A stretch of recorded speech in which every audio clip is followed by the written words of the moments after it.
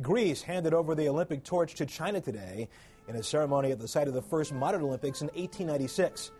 But politics stole the spotlight as activists used the event to draw attention to China's crackdown on Tibet. Celia Hatton has more. Tibetan protesters storming the Chinese embassy in Nepal today. This is the PR nightmare China's leaders were hoping to avoid as they count down to the Olympics. But anger over China's actions in Tibet continues to boil.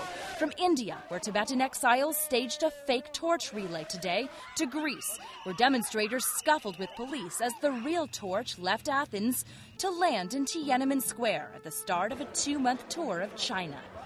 Beijing wants to move the spotlight back to the country's soaring development and enthusiastic preparations for the Games.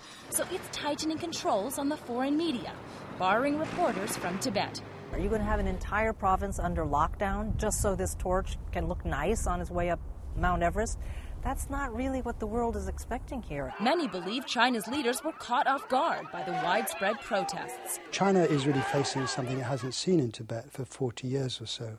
So it has to respond very urgently and try to deal with that security problem. Meanwhile, China's state-run media is busy bolstering domestic support, accusing Western news outlets of bias.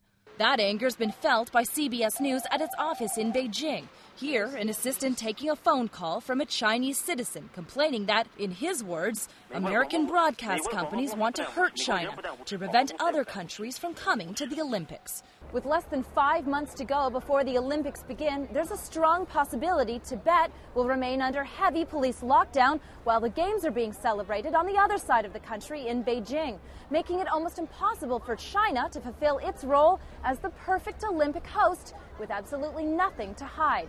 Celia Hatton, CBS News, Beijing.